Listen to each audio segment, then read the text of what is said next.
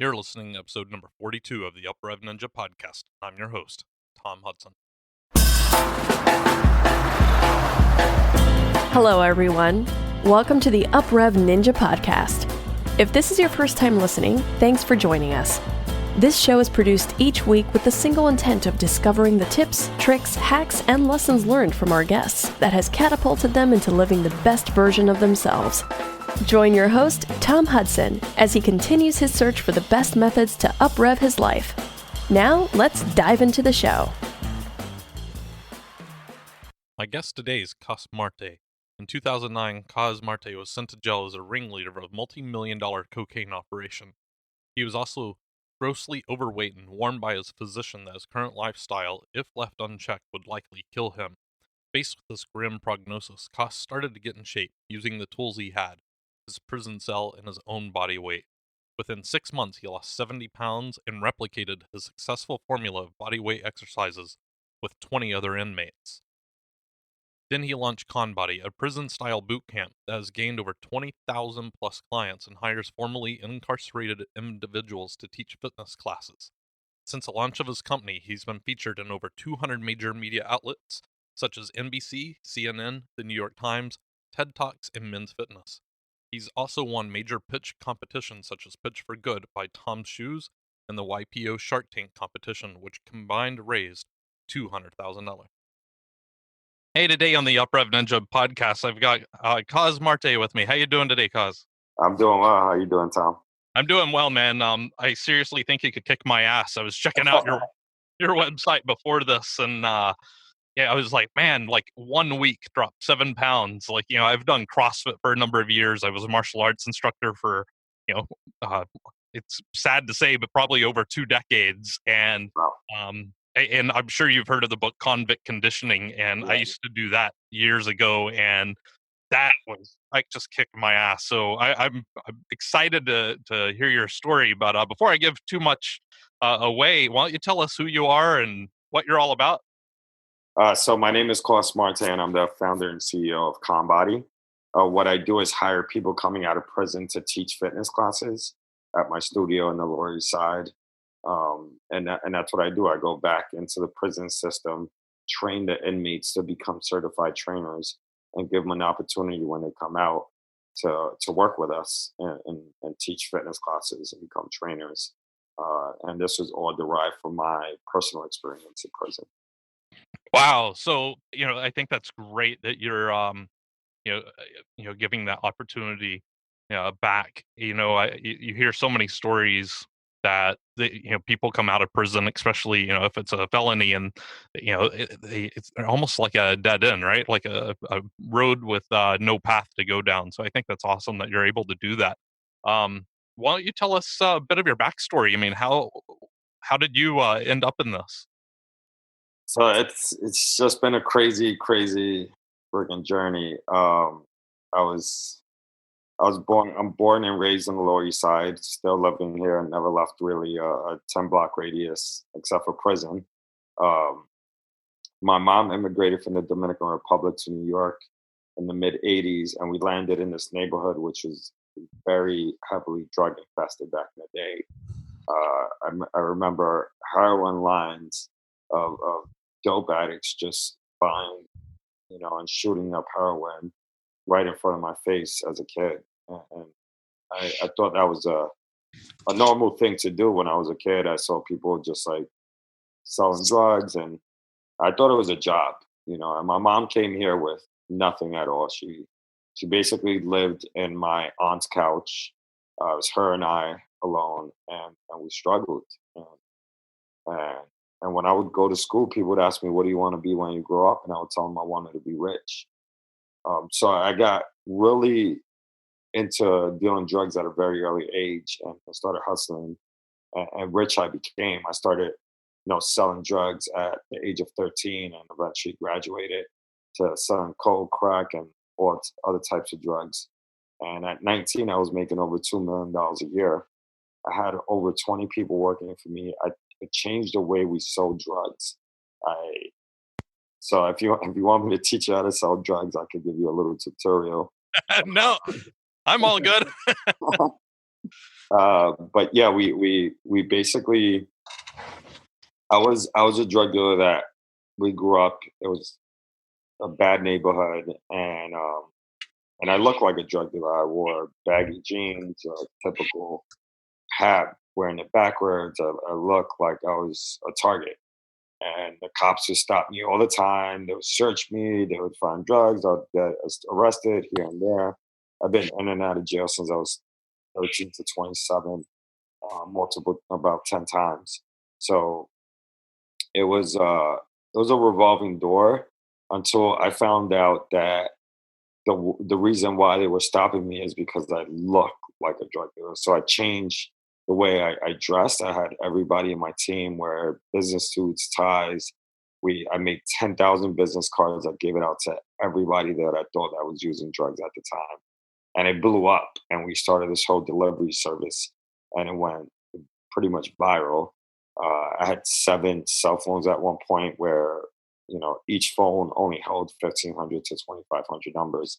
This Oh is my god. this is not when we had touch screen phones. This was when we had flip phones. So it was every time I reached like 2,500 numbers, I would need another phone to hold more contacts. So there was so much people contacting us. It was pretty crazy.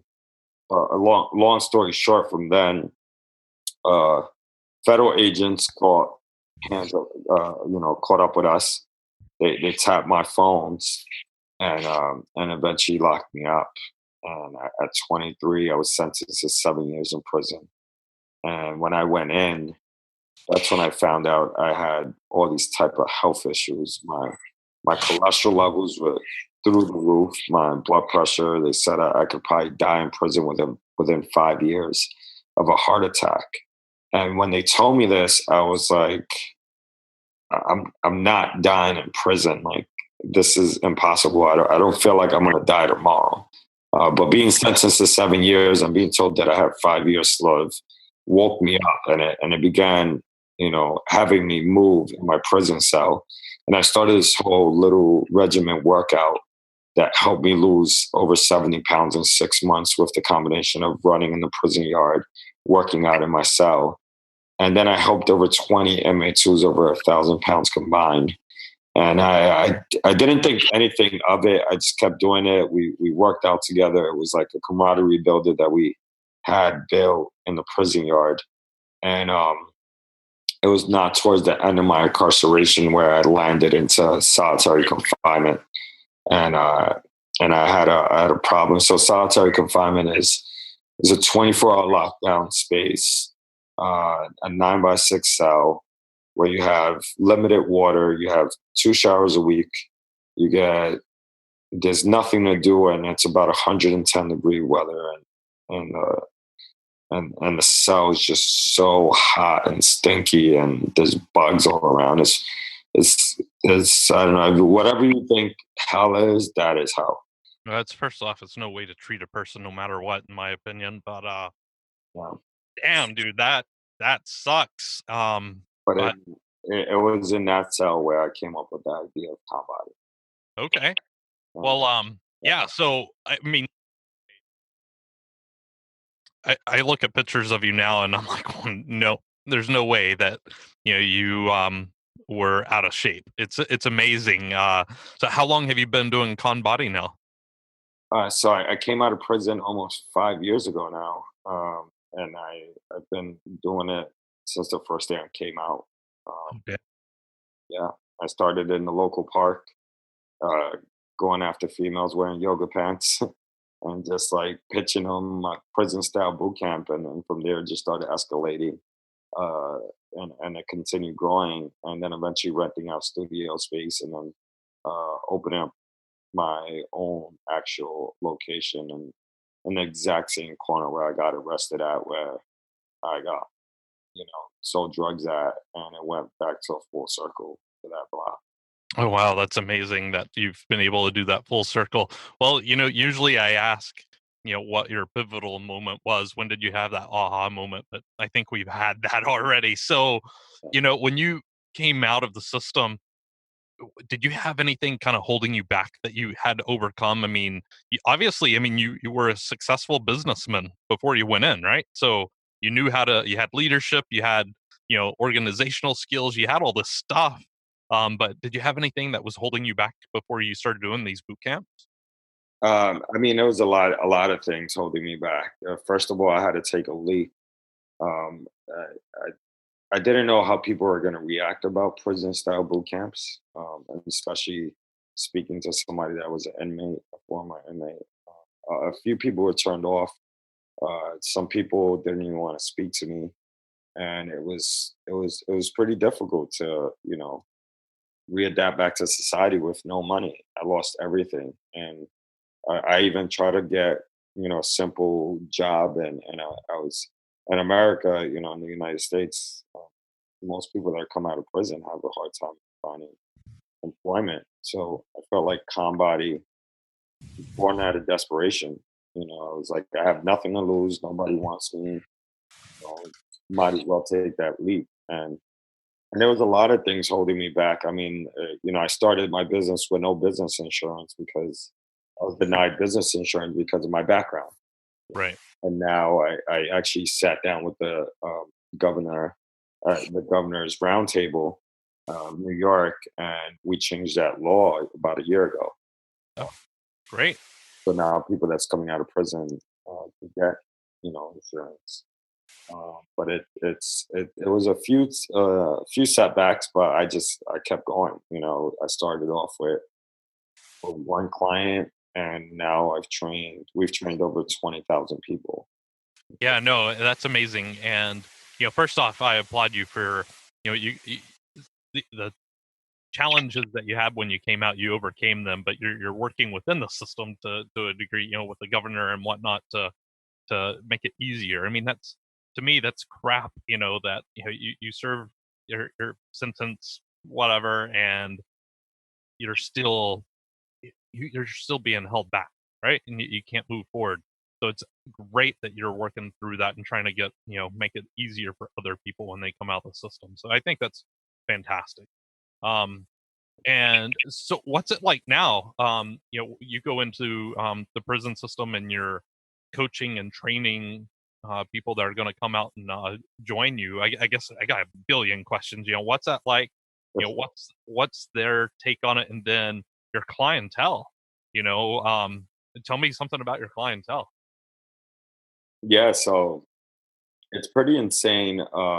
When when I first went back, I didn't know how people were gonna retake take in the combat theme, if people were gonna be turned off by it. But once I started speaking to the inmates and they seen how much traction and how much we've done, it was pretty amazing how mostly everybody that was inside wanted like to quickly join our team.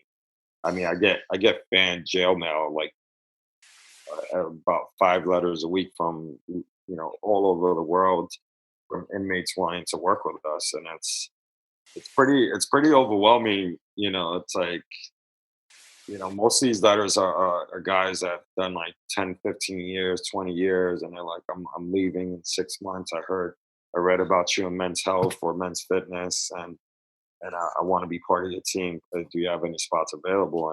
And the problem is, I Right. can't I don't have that amount of funding or or availability to employ as many people as I want. But I feel like one day is going to get there. I feel like I could really disrupt the fitness industry and give people a second chance. And some people, I feel like these are first chances for people. Some of the some of my employees went in the prison system when they were 16. I got this lady who did 22 years from the ages of 16 to 38. She came out about a year ago. Uh, and it's like to lock up a 16-year-old kid, Right. know, and stamp them with a X for the rest of their life. It's like that person never received the first chance. Right. And it's pretty disappointing how the system works in America here. But we're I'm moving forward, and pushing through it. Well, I think Well, you're giving, people a lot of confidence and encouragement, right? Even if they can't join your team, just the fact that they see that you busted through. You got on the other side, and you've made a name for yourself, and you've got these fans. You've trained over 20,000 people, and you're helping others in more than one way. So that's got to be encouraging and give people, some positiveness and something to look forward to and know that they're not, stuck when they come out of the system. So, definitely. well, so what keeps you on your edge? What makes you the best person that you are now? I mean, obviously you work out and you probably have this fantastic diet, but what else do you do outside of you know working out and eating? That yeah, I I mean, I think a lot of mental. I try to meditate. I try to focus, and it's not easy. Like I get up sometimes, my whole body hurts from like doing all types of crazy shit, yeah, and sometimes I want to quit and just say fuck it. It's too hard, and and there's days I get up and I just pray. I became a little bit spiritual while I was in solitary confinement, and I asked my higher power, give me an hour, and I feel like I get a response, whether it's a simple message on Instagram where somebody's like, you inspired me to get moving today, or one of my employees calls me and says, thank you so much for a second chance. Now I can feed my family. And then I look and I'm like, damn, this is not only me. This is, I cannot quit now. I need to keep moving. And that's how I just live day by day. Just try to deliver a great product every single day I get up. Just keep pushing. yeah. I wanna quit sometimes, um, but I can't. It's bigger than myself. What other personal habits do you have? Reading, journaling, anything like that? I guess my habit is just marketing. Like I guerrilla market the fuck out of comedy. Yeah. Sometimes I get on the train, I make announcements, I act a fool, I get on the Uber pool or Lyft line, and just like anybody getting in, I make them follow me on Instagram. I've had uh, basically every single person that follows me on Instagram. I've gotten it direct meet, like just stopping random people on the streets and just like having conversations, and I like to hustle. I like to ask. My mom always taught me, if you don't ask, you don't eat, and that's the mentality I grew up with. Just if nobody knows that you're hungry. If you don't ask, you're not going to receive anything. So Well, dude, go. I love that though, that because you have that personal connection. I mean, so many people have, thousands, hundreds of thousands, millions of followers, right? But they've never met one of them. So the fact that you've got that, FaceTime and, you might not remember everyone that's following you, but I can bet you they remember you. And I think that that's awesome, that personal touch. So, well, what about your, what do you do to help your employees, right? So, they come out of the system. Like you've had that one lady you said that was in there for 23 years. I can't imagine, to be honest with you, what that's like. So, what kind of help do you offer them outside of obviously a job and a good career to get out? I mean, it's not only a job that I offer. I feel like I'm a therapist sometimes, That's what I was thinking. Yeah, and it's not easy. Uh, yeah, I have to help these people, like find housing, uh, find food. Sometimes it gets to be a lot. I've had some of my trainers that come out of prison and they're living in a shelter, and they don't want to live in a shelter because the shelters, heavily drug infested, and people were doing all types of stuff in there, and they don't want to be part of it. So they come and I've had people sleep on the gym floor, sleep on my couch. Like, uh, I've done all types of craziness, man. Went beyond, above and beyond, and it's worked. I got pretty much all my employees. I mean, all my employees now are housed. They have like their own apartment. They're doing well. And they're earning a living wage. And that's what gratifies me. I think that's what I feel like. That's what success is. Is not about making millions of dollars. It's about finding that gratitude and giving back. Yeah. No, I'm in agreement with you. It's you know, you're feeding yourself and you're feeding others around you, and you're providing a service obviously that people love and need. So especially in this country, I mean, obesity is an issue in this country that's i- it's epidemic, right? So just the fact that you're helping your clients, that's great. So, well, you know, we're never fully have arrived, right? We're always working on some aspect of our life. What are you currently working on right now that you're trying to get to the next level? So I'm working on multiple projects. I'm working on opening up a variety of more studios. So raising more money and capital to retake Comedy to the next level, bring it nationally. I have a lot of requests for people that want to take this internationally. So bringing that on board. I have my book that's coming out March 20th. So you think convict conditioning was hard? You got to try the Comedy book. Oh, I'll do it. Yeah, so it's a beast mode workout. It's basically covering my story from when I was told I was going to die in prison, from what type of exercise moves that I created in myself to make what I've done possible, and move forward with that. And I have like a 90-day workout plan.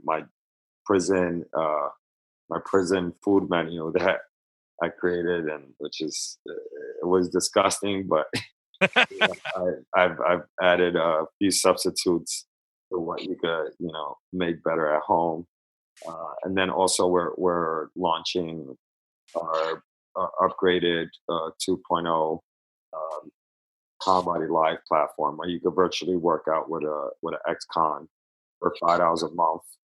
I Uh, saw that on your website today. Yeah. yeah, so we're launching that. It's available now, but we're creating a better platform, and that's coming out March 15th. Oh wow. Okay. So, how do you do all of this? This is a question I ask a lot of my guests. You've got a business, and I mean, you have a family here. Like, the people that you employ are your family. It sounds like you mentioned a few things earlier. So you're trying to expand. You're writing a book. You've got a business. I've seen you on the Google Talk, TED Talks. Obviously men's fitness and everything else. How do you balance it? How do you how do you stay on that path? I put it on my calendar and I just do it. That's it's just doing one step at a time. Uh, it's a lot, but I think the biggest thing is to accept to not get overwhelmed. There's going to be a lot of different punches, a lot of shit that's going to come at me. And I just I need to breathe and just do it.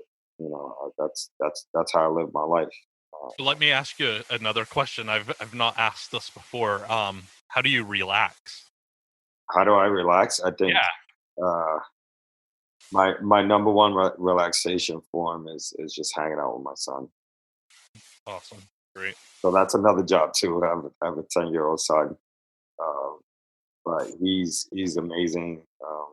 We love to like watch like the you know kids channel and joke around, and when I'm with him, I stay away from my phone. I leave it alone and just concentrate on spending time with him. I feel like that's my escape.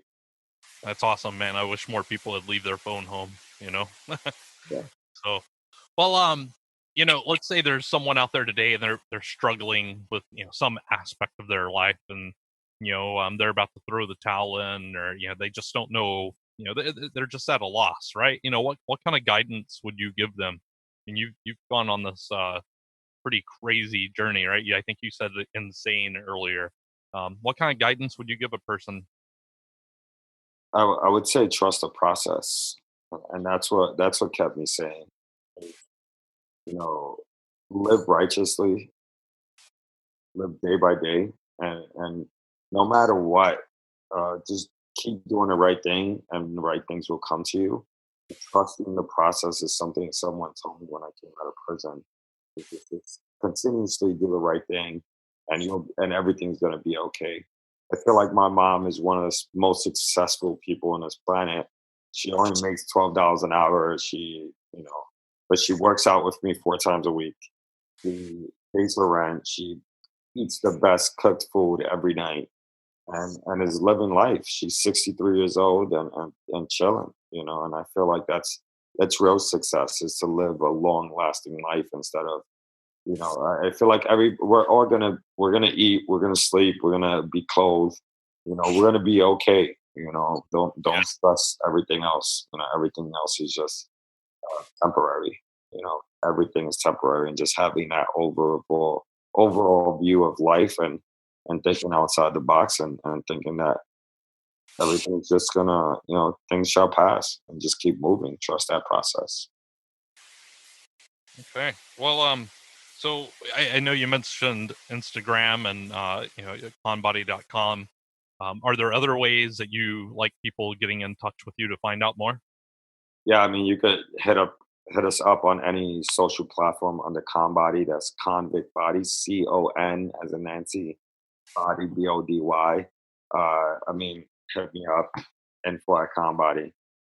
Real quick to respond. So check us out: Facebook, Twitter, Instagram. Holler at us and make sure you cop that book. It's on pre-order right now on Amazon. So just check it out. Title Conbody. Okay, yeah, definitely. I'll do that right after the show. And you said that's coming out on the 20th, right? Yeah. So Okay. it's available on Amazon pre-order right now, and you can cop it, get it in the mail March 20th. All right. Well, Cuz, is there anything I know that we kind of blitzed through a lot of questions here. But is there anything that we didn't cover that you'd be remiss if we didn't bring up and discuss? I don't know, but I just want to let anybody know that's listening to this, um, to keep pushing forward. Whatever you could do, whatever you put your mind to. And I know a lot of people say this, but I never thought myself, someone that came out of prison 5 years ago, I was in the worst prison cell you could probably think of, and coming out and having now 17 people on my team. Um, it was an unbelievable journey. I've we opened up a con body in like Saks Fifth Avenue, one of the most bougie stores in America. Like Wow. thinking of myself 5 years ago sitting in that prison cell and now like doing all this crazy stuff. It's just unbelievable. But it was all because I just lived day by day, put the freaking work in, and just made it happen. And I feel like if you listening to this and you could follow my journey, you could do even more than what I've done in a short amount of time.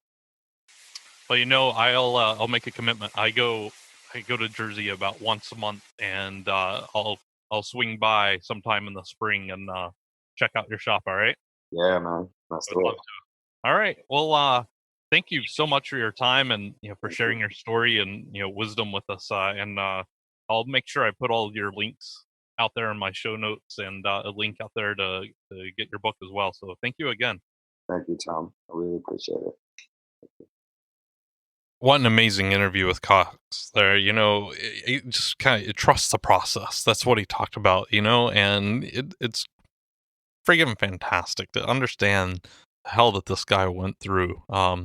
He started out the show talking about living in 9x6 cell when he was in solitaire, and limited water, 2 showers a week, 110 degrees.